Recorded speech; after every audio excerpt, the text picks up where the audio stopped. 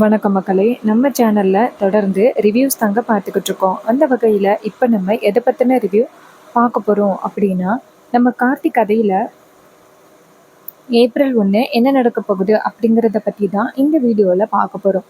So மறக்காமல் இந்த வீடியோக்கு லைக் பண்ணிக்கோங்க, நம்ம சேனலை சப்ஸ்கிரைப் பண்ணிவிட்டு பக்கத்தில் உள்ள பெல் ஐக்கானையும் கிளிக் பண்ணி ஆல்னு செட் பண்ணிக்கோங்க. அப்போ தாங்க அடுத்து வீடியோஸ் போடும் பொழுது உங்களுக்கு நோட்டிஃபிகேஷன் வரும் பார்க்கலாம். சரி வாங்க வீடியோவில் என்ன நடந்துச்சு அப்படிங்கிறத பற்றி நம்ம இப்போ பார்ப்போம். நம்ம கார்த்திக்கும் ரேவதிக்கும் கல்யாணம் நடந்து முடியுது. இது பார்த்துட்டு சாமுண்டீஸ்வரிக்கு ரொம்ப பெரிய சந்தோஷம். கார்த்திகும் ரேவதியும் வந்துட்டு சாமுண்டீஸ்வரியோட காலில் விழுந்து ஆசிர்வாதம் வாங்குறாங்க. அப்பதான் சாமுண்டீஸ்வரி 2 பேருக்கும் வாழ்த்து சொல்லிட்டு நேரா பரமேஸ்வரியை பார்த்து, பரமேஸ்வரி, எப்படியாவது உன் பேரனை என் பொண்ணுக்கு கல்யாணம் பண்ணி வைக்கணும் அப்படின்ட்டு இப்படி தவம் கடந்து காத்துக்கிட்டு இருந்தேன். கடைசியில் என்ன நடந்துச்சு பத்தியா? கடவுள் என்ன எழுதி வச்சிருக்கானோ அதான் நடக்கும். நீ நினைச்ச மாதிரி இன்னைக்குமே நடக்காது. அப்பதான் பரமேஸ்வரி நினைக்கிறாங்க, சாமுண்டீஸ்வரி, நடந்த கல்யாணமே என் பேரனுக்கும் உன் பேத்திக்கும் தான். இனிமே நீ என்ன நினைச்சாலும் இது மாறவே மாறாது. என் பேரன் கண்டிப்பா இந்த குடும்பத்தை ஒன்று சேர்த்துருவான் அப்படின்னு எனக்கு நம்பிக்கை வந்துருச்சு. நீ இனிமே தலைங்கில நின்னாலும் கண்டிப்பா இந்த கல்யாணத்தை முடியாதுன்னு யாருக்கிட்டையும் சொல்ல முடியாது. இன்னொரு பக்கம் சாமுண்டீஸ்வரி பரமேஸ்வரியை பார்த்து, உன் பேர் என்னமோ இங்கேதான் இருக்கான் அப்படின்னு சொல்லி இப்படியெல்லாம் நீ சீன் போட்டுக்கிட்டு இருந்த. உன் பேரனை மறுபடியும் வெளியூருக்கு அனுப்பிடு. உன் வீட்டிலேயே வச்சுக்கிறது நல்லது கிடையாது. அப்ப பரமேஸ்வரி வந்துட்டு, சரி சாமுண்டீஸ்வரி, நீ ஜெயிச்சிட்டதாவே வச்சுக்கலாம் அப்படின்னு சொல்ல, சாமுண்டீஸ்வரி நேரா பரமேஸ்வரியை பார்த்து, இன்னும் உனக்கு என்னெல்லாம் காத்துக்கிட்டு இருக்குன்னு வேடிக்கை பார்க்க போற இரு அப்படின்ட்டு நேரா ராஜாவை பார்த்து, சிவர் ராஜா, நீ ரேவதியை கூட்டிக்கிட்டு வீட்டுக்கு வாப்பா அப்படின்ட்டு நேரா வீட்டுக்கு போறாங்க. இன்னொரு பக்கம் அருணும் ஆனந்தும் நேரா பரமேஸ்வரியை பார்த்து, பாட்டி, எப்படியோ இந்த கல்யாணத்தை நடத்தியாச்சு. பரமேஸ்வரி சொல்றாங்க, அருண், ஆனந்து, இந்த கல்யாணத்தை நம்மளாப்பா நடத்தணும். இந்த கல்யாணத்தை நடத்தினது அப்பா முருகன்பா. அவன் தான் சொன்னான்ல, சாமுண்டீஸ்வரியோட கையில தாலி எடுத்து கொடுத்தா கார்த்தி ரேவதியோட கழுத்துல தாலி கட்டுவான் அப்படின்னு அப்பா முருகன் சொன்னான்னு நான் சொல்லிக்கிட்டே இருந்தேன்னு அதான் நடந்திருக்கு. இதை கேட்டதோட அருணும் ஆனந்தும் சொல்றாங்க, அதெல்லாம் சரி பாட்டி, அம்மாவுக்கு இந்த கார்த்தியோட கல்யாணத்தை பத்தி தெரியுமா? ஏற்கனவே தீபாவோட கல்யாணத்தை பார்க்க முடியலன்னு ரொம்ப வருத்தப்பட்டாங்க. இப்ப கார்த்திக்கு 2வது கல்யாணம் நடந்தும் அப்பையும் அம்மாவால இந்த கல்யாணத்தை பார்க்க முடியல. இதை பத்தி அம்மா கிட்ட சொன்னா அம்மா எப்படி கவலைப்பட போறாங்கன்னு தெரியல. பரமேஸ்வரி சொல்றாங்க, டே, அதை பத்தி நான் பார்த்துக்கிறேன், நீங்க 2 பேரும் எதையும் நீங்க அபிரமிட்டு சொல்லாதீங்க. அருணும் ஆனந்தும் சரி அப்படின்னு சொல்ல, இன்னொரு பக்கம் சாமுண்டேஸ்வரி கார்த்திக் ரேவதியை வீட்டுக்கு கூட்டிட்டு போறாங்க. இன்னொரு பக்கம் நம்ம சந்திரா நேரா சிவனாண்டியை பார்த்து, என்னங்க, நம்ம என்னென்னமோ திட்டம் போட்டு பார்த்தோம், கடைசியில இந்த டிரைவர் பையன் அவன் ஜெயிச்சிட்டானே.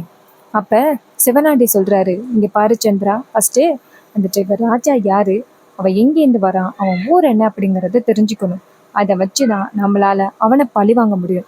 இல்லைன்னா கடைசி வரைக்கும் இப்படி நம்ம வேடிக்கை தான் பார்த்துட்டு இருக்கணும். அதுக்கு சாமுண்டீஸ்வரி நம்ம சந்திரா சொல்றாங்க, ஆமாங்க, அது உண்மைதான்.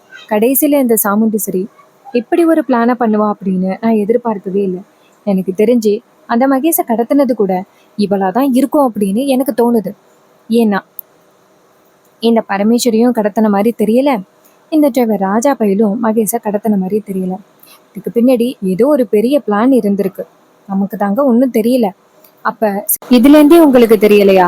இதுக்கு காரணம் கண்டிப்பா அந்த சாமுண்டீஸ்வரியா தான் இருப்பா அப்படின்னு மேக்கா ஈஸியா அந்த மகேஷையும் கடத்தி ஒளிய வச்சுக்கிட்டு இப்ப எதுவுமே தெரியாத மாதிரி நாடகம் போட்டுக்கிட்டு இருக்கா. அது கூடவா உங்களுக்கு தெரியல அப்படின்னு சொன்னதோட சந்திரா சொல்றாங்க, ஆமாங்க, சாமுண்டீஸ்வரி என்ன சொன்னா, இது மாதிரி மகேஷும் மாயாவும் நல்லவங்க தானே சொன்னான். ஆனா அவன் அந்த மல்லிகா டாக்டர் கிட்ட பேசும் பொழுது அந்த மகேஷை நான் கண்டிப்பா ரேவதிக்கு கல்யாணம் பண்ணி வைக்க மாட்டேன் அப்படின்னு சொல்லிதான் பேசினான். அப்புறம் எப்படி திடீர்னு மாயாவும் மகேஷையும் பத்தி யாரு என்ன சொன்னாலும் நம்பாத அப்படின்னு ரேவதிக்கு தைரியமும் சொல்லிட்டு எதுவுமே தெரியாத மாதிரி இருக்கிறா? பாத்தீங்களா, சாமுண்டீஸ்வரி தான் இது எல்லாத்தையுமே பண்ணியிருக்கா. நம்ம வந்துட்டு சாமுண்டீஸ்வரிய கவனிக்காத அளவுக்கு அவ இந்த மாதிரி ஒரு பிளான் பண்ணியிருக்கா. அவ சம திட்டம் தான் போட்டிருக்கா, நம்ம தான் ஒண்ணும் தெரியாம இருந்திருக்கோம். சிவனாண்டி சொல்றாரு, எனக்கு ஆரம்பத்துல இருந்தே அந்த சாமுண்டீஸ்வரி மேல சந்தேகமா இருந்துச்சு. ஆனா நான் தான் வந்துட்டு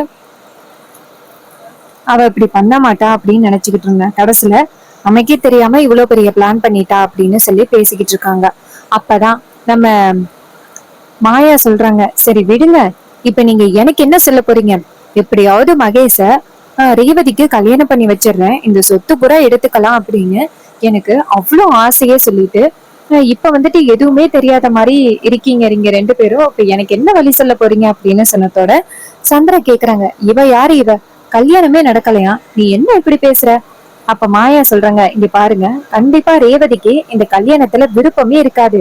நீங்க வேணா ஒண்ணு பண்ணுங்க, அந்த ரேவதிய இன்னமும் நல்லா தூண்டி விட்டு அந்த டிரைவர் ராஜாவுக்கு எதிரா தூண்டி விட்டுட்டு அந்த டிரைவர் ராஜாவுக்கு ரேவதிக்கும் விவாகரத்து நடக்கிற மாதிரி ஏதாவது ஒண்ணு நீங்க ஏற்பாடு பண்ணி கொடுத்துட்டீங்கன்னா அப்புறம் நான் சுலபமா மறுபடியும் மகேஷ வீட்டுக்குள்ள கூட்டிட்டு வந்துருவேன். என்ன சொல்றீங்க?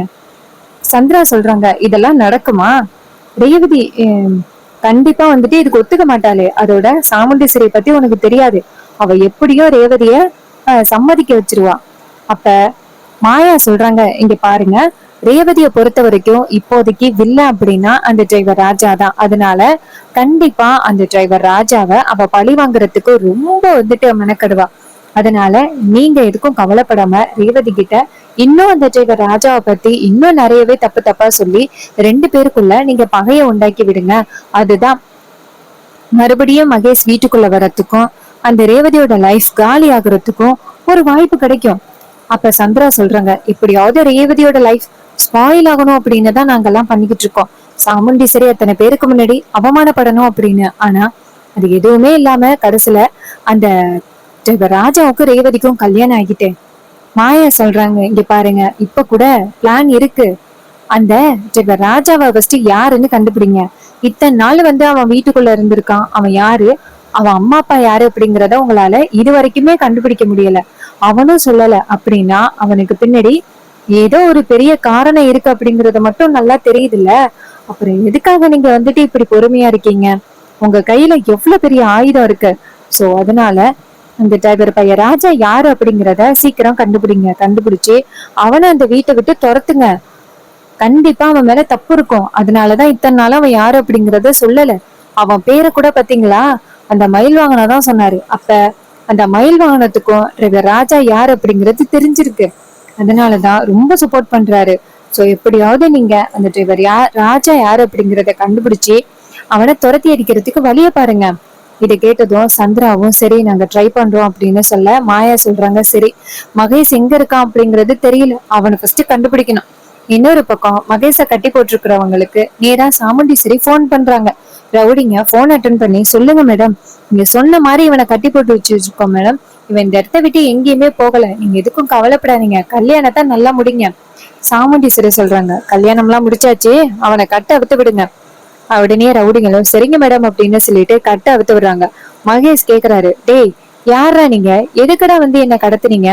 அப்ப அந்த ரவுடிங்க சொல்றாங்க, ஏய் உன்னை கடத்தி வச்சிருக்கிறதுக்கான தேவை முடிஞ்சு போச்சு, மரியாதை உசுரை காப்பாத்திக்கிட்டு இந்த இடத்த விட்டு போயிரு. மகேஷ் சொல்றாரு, நான் இந்த இடத்த விட்டு போக மாட்டேன், நீங்க யாரு என்ன கடத்த சொன்னதுன்னு சொல்லுங்க.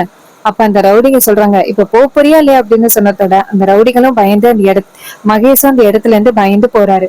மகேஷ் நேரா மண்டபத்துக்கு அவசர அவசரமா போறாரு. மண்டபத்தோட வாசல்ல பார்த்தா யாருமே மண்டபத்துல இல்ல. மகேஷ் பக்கத்துல இருக்கிறவங்களுக்கு, சார் என் கல்யாணம் நடக்கல இல்ல? அவரு சொல்றாரு, ஏன் கல்யாணம் நடக்கல, நீ தானே மாப்பிள்ள, கடைசி நேரத்துல எங்க ஓடி போன? இங்க வேலை பாக்குற ஒரு டிரைவருக்கு ரேவதியா கல்யாணம் பண்ணி வச்சாச்சு. இது கேட்டதும் மகேஷுக்கு ரொம்ப அதிர்ச்சி. பார்த்தா வெளியில மாயா வராங்க. மாயா வெளியில வந்ததோட செம்ம காண்டாக்குறாங்க. நேரா மகேஷ பார்த்துட்டு, உனக்கு எவ்வளவு தைரியம் இருந்தா நீ இப்படிப்பட்ட ஒரு காரியத்தை பண்ணிருப்ப, எங்க தாண்டா போன? அதுக்கு மகேஷ் சொல்றாரு, மாயா என்னை யாரு கடத்தினதுன்னே தெரியல மாயா, இல்லைன்னா நான் இன்னரும் இங்க வந்திருப்பேன், கடைசி நேரத்துல என்ன கடத்திட்டாங்க. ரேவதிக்கு மாயா கேக்குறாங்க, யாருடா கடத்தினது? அந்த டிரைவர் ராஜாவா? மகேஷ் சொல்றாரு, அந்த டிரைவர் ராஜாவெல்லாம் என்ன கடத்தல, என்னை கடத்தினது யாருன்னு நீ உனக்கு தெரிஞ்சிச்சுன்னா அதிர்ச்சி ஆகிருவ. ரேவதி கேக்குறாங்க. மாயா கேக்குறாங்க, யாருடா? மகேஷ் சொல்றாரு, வேற யாரு, அந்த சாமுண்டீஸ்வரி தான். நீ தானே சொன்ன என்ன அந்த ரூமை விட்டு எங்கேயும் போகாத அப்படின்னு. உடனே நான் எங்கும் போகாம தான் இருந்தேன். கடைசி நேரத்துல இந்த சாமுண்டீஸ்வரி இருக்கால, அவ அங்கேருந்து கூப்பிடுறாங்க அப்படின்னு சொன்னதோட நானும் சரி சாமுண்டீஸ்வரி தானே கூப்பிடுறாங்க, வேற யாரும் கூப்பிட்டா தானே நீ போக கூடாதுன்னு சொன்ன அப்படின்னு நினைச்சிட்டு நானும் அவ பின்னாடியே வந்துட்டேன். வந்து பார்த்தா இவ டக்குன்னு என் தலையில கட்டையால அடிச்சு என்னை கடத்திட்டு போயிட்டா. நான் அந்த சாமுண்டீஸ்வரி இப்படி பண்ணுவான்னு எதிர்பார்க்கல. மாயா, நம்ம அந்த சாமுண்டீஸ்வரிய சாதாரணமா நினைச்சிட்டோம்.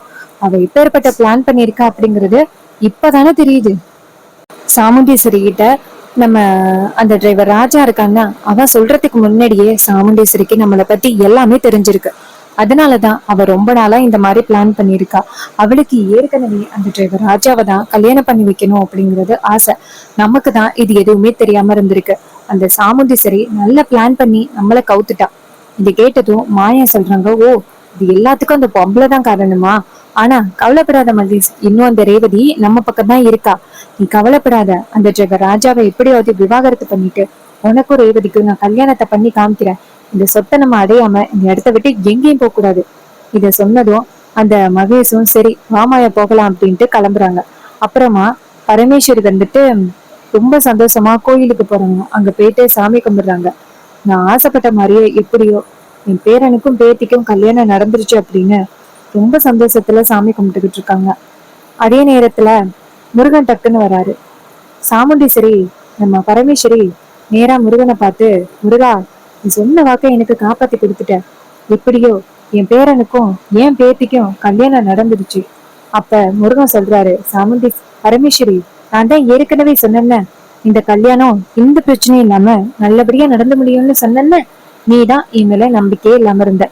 அதுக்கு பரமேஸ்வரி சொல்றாங்க, ஐயோ முருகா, நீ என்ன எப்படி சொல்ற? உன் மேல நம்பிக்கை இல்லாம அப்படியெல்லாம் இல்ல.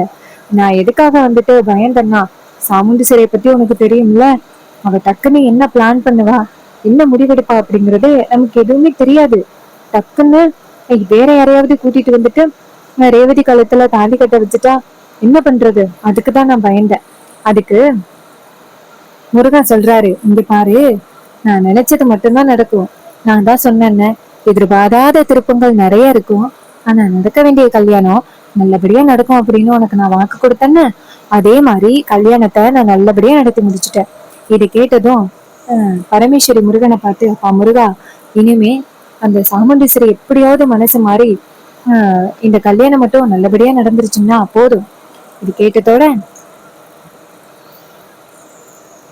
பரமேஸ்வரி சொல்றாங்க, அதெல்லாம் நல்லபடியா நடந்து முடிஞ்சிருச்சு, நீ எதுக்கும் கவலைப்படாத அப்படின்னு சொன்னதோட முருகன் மறைஞ்சு போறாரு. பரமேஸ்வரி ரொம்ப சந்தோஷமா நேரா வீட்டுக்கு கிளம்புறாங்க. ராஜ சேதுபதியை போய் பாக்குறாங்க. ராஜ சேதுபதி பரமேஸ்வரிய பார்த்து, அம்மா பரமேஸ்வரி, என்னம்மா நடக்குது அங்க? பரமேஸ்வரி சொல்றாங்க, என்னங்க, நம்ம நினைச்ச மாதிரி நம்ம பேரன் கார்த்திக்கும் ரேவதிக்கும் கல்யாணம் ஆகிருச்சு. ராஜ சேதுபதி சொல்றாரு, என்னம்மா சொல்ற? அந்த சாமுண்டீஸ்வரி ஒத்துக்க மாட்டாளே, எப்படி ஒத்துக்கிட்டா? பரமேஸ்வரி சொல்றாங்க, என்னங்க, அவளுக்கு நம்ம பேரன்தான் அந்த கார்த்தி அப்படிங்கறது அவளுக்கு தெரியாது. அவன் நினைப்பு என்ன தெரியுமா? ராஜாதான் நல்லவன், அவனையே ரேவதிக்கு கல்யாணம் பண்ணி வச்சிடலாம் அப்படின்னு ஆரம்பத்துல இருந்தே முடிவு பண்ணிருக்கா. நம்ம தான் இது தெரியாம இருந்திருக்கோம். ஆனா சாமுண்டீஸ்வரி சிறப்பான ஒரு திட்டத்தை போட்டு எப்படியோ கல்யாணத்தை நல்லபடியா முடிச்சுட்டா. எப்படியோ அவ எடுத்த முடிவு நம்மளுக்கு சாதகமா அமைஞ்சிருச்சு. ராஜ சேதுபதி சொல்றாரு, சரி, எப்படியாவது உங்க 2 பேரையும் வீட்டுக்கு கூட்டிட்டு வந்திருக்கலாம்ல. பரமேஸ்வரி சொல்றாங்க, எப்படி வீட்டுக்கு கூட்டிட்டு வர சொல்ற? அதுக்கெல்லாம் வாய்ப்பே கிடையாது. இருந்தாலும் கண்டிப்பா நம்ம பேரன் ஒரு நாள் இந்த குடும்பத்தை ஒண்ணு சேர்ப்பான் அப்படின்னு நமக்கு நம்பிக்கை இருக்கு. நம்பிக்கை வந்துருச்சுங்க. நம்ம புள்ள ராஜராஜா வீட்டுக்கு வந்துருவான் சீக்கிரம் அப்படின்னு சொன்னதோட ராஜ சேதுபதியும் ரொம்ப சந்தோஷப்படுறாரு. அப்புறமா நம்ம கார்த்தியை காமிக்கிறாங்க. கார்த்திக் வீட்டுக்கு போனதோட நம்ம அபிராமி இருக்காங்கல்ல, அவங்க கார்த்திக்கு போன் பண்றாங்க. கார்த்தி போன் அட்டன் பண்ணி, சொல்லுங்கம்மா அப்படின்னு சொன்னதோட அபிராமி சொல்றாங்க, கார்த்தி, ஏதோ உனக்கு பிரச்சனை மாதிரியே எனக்கு கனவு வந்துச்சுப்பா. உன்னை பார்த்து ரொம்ப நாளாகிட்டு இல்ல, உன்னை பார்க்கணும் அப்படின்னு சொன்னதோட கார்த்தி சொல்றாரு, இல்லம்மா, எனக்கு இங்க ஒரு முக்கியமான வேலை இருக்கே, நான் வந்துடுறேன், கொஞ்சம் லேட்டா வரவா? சாமுண்டீஸ்வரி அபிராமி சொல்றாங்க, என்னப்பா இப்படி சொல்ற? அம்மா கூப்பிடுறேன் இப்படி சொல்றியேப்பா. அதுக்கு கார்த்தி சொல்றாரு, அம்மா நான் வரேம்மா. அப்பதான் நம்ம பரமேஸ்வரி போன் அடிக்கிறாங்க அபிராமிக்கு. அபிராமி சொல்றாங்க, இங்க பாருப்பா, பாட்டி போன் பண்றாங்க, இரு நான் போன் அட்டன் பண்ணிட்டு வரேன் அப்படின்னு சொல்ல கார்த்தி நினைக்கிறாரு, ஐயோ, பாட்டி அம்மா கிட்ட உண்மையை சொல்றதுக்காக தான் போன் அடிக்கிறாங்க போல அப்படின்னு கார்த்தி பயப்படுறாரு. நேரா அம்மா அவங்க அம்மாட்ட அம்மா ஒரு நிமிஷம் பொறுங்க அப்படின்னு சொல்றதுக்குள்ள அபிராமி போனை கட் பண்ணிட்டு பரமேஸ்வரியோட போனை அட்டன் பண்றாங்க. பரமேஸ்வரி வந்துட்டு அபிராமி கிட்ட, நாச்சியா என்ன பண்ற? அபிராமி சொல்றாங்க, வீட்டுலதாம்மா இருக்கேன். ஆஹ் அப்- பரமேஸ்வரி கேக்குறாங்க, இங்க பாருமா, ரொம்ப சந்தோஷமான ஒரு விஷயத்த சொல்றதுக்காக தாமா உனக்கு போன் பண்ணேன். அபிராமி கேக்குறாங்க, என்னம்மா?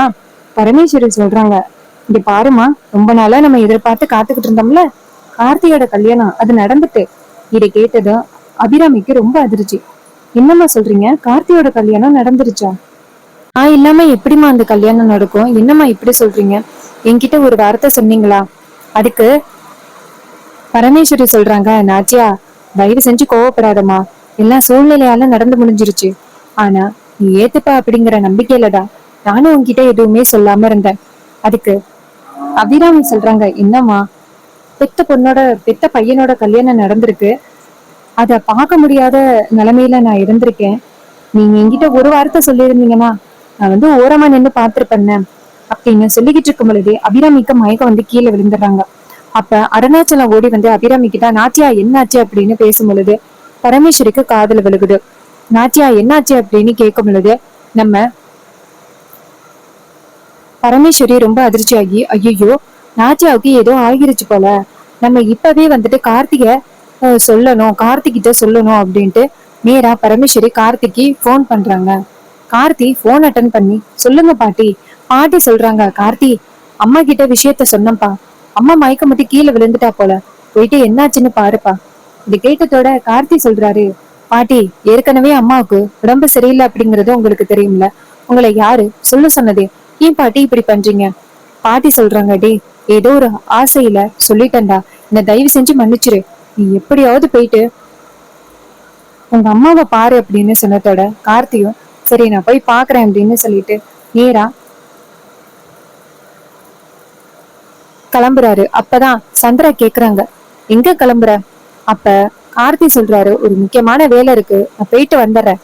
அப்ப சந்திரா கேக்குறாங்க, இதே மாதிரிதான் நீ அங்க போற இங்க போற, எங்க வர அப்படிங்கறத எங்க கிட்ட சொல்லவே மாட்டேங்கிற, என்ன நினைச்சிட்டு நீ இதெல்லாம் பண்ற அப்படிங்கறது எனக்கு தெரியல. இந்த வீட்டோட மருமகன் ஆகிட்ட, இதுக்கப்புறமே நீ இந்த வீட்டை விட்டு போகணும் அப்படின்னா உங்களோட அனுமதியோட மட்டும்தான் நீ இந்த வீட்டை விட்டு போற மாதிரி இருக்கும், ஞாபகத்துல வச்சுக்கோ அப்படின்னு சொன்னதோட கார்த்தி சொல்றாரு, இங்க பாருங்க, எனக்கு ரொம்ப முக்கியமான ஒரு வேலையா இருக்கு, அதனாலதான் நான் கிளம்புறேன், தயவு செஞ்சு இப்படி பேசாதீங்க. அப்பதான் சாமுண்டீஸ்வரி வராங்க. என்ன ஆச்சு, இங்க என்ன நடக்குது? அதுக்கு கார்த்தி சொல்றாரு, இல்ல மேடம், எங்க அம்மாவுக்கு கொஞ்சம் உடம்பு சரியில்லையா, அதான் போய் பாத்துட்டு வரலான்னு பாக்குறேன், இவங்க விட மாட்டேங்கிறாங்க. சாமுண்டீஸ்வரர் சொல்றாங்க, சரி போயிட்டு வா, அதோட ரேவதியையும் கூட்டிட்டு போயிட்டு வா அப்படின்னு சொன்னதோட கார்த்தியும் சரி அப்படின்னு சொல்லிட்டு ரேவதியையும் கூட்டிக்கிட்டு போறாரு. அங்க போனதோட நம்ம அபிராமி கொஞ்சம் மயக்க தெளிஞ்சிருக்காங்க. கார்த்தி போயிட்டு அபிராமி கிட்ட, அம்மா என்னாச்சுமா அப்படின்னு கேட்க அபிராமி சொல்றாங்க, ஏற்கனவே உன் கல்யாணத்தை பார்க்க முடியல, இப்ப மறுபடியும் உன் கல்யாணத்தை பார்க்க முடியாத பாவி ஆகிட்டனே அப்படின்னு சொல்ல அதுக்கு கார்த்தி சொல்றாரு, ஏமா இப்படி பேசுறீங்க அப்படின்னு. அப்பதான் ரேவதி அபிராமிய பார்த்துட்டு அதிர்ச்சி ஆகுறாங்க. இவங்களை பார்த்தா ஏழை மாதிரி தெரியலையே அப்படின்னு. சோ இந்த ப்ரெடிக்ஷன் உங்களுக்கு பிடிச்சிருந்துச்சு அப்படின்னா இந்த வீடியோவுக்கு மறக்காம லைக் பண்ணிக்கோங்க. இந்த சேனலை சப்ஸ்கிரைப் பண்ணிட்டு பக்கத்துல உள்ள பெல் ஐகானையும் கிளிக் பண்ணி ஆல்னு செட் பண்ணிக்கோங்க. அப்பதாங்க அடுத்த வீடியோஸ் போடும் பொழுது உங்களுக்கு நோட்டிபிகேஷன் வரும். பார்க்கலாம். தேங்க்யூ ஃபார் வாட்சிங்.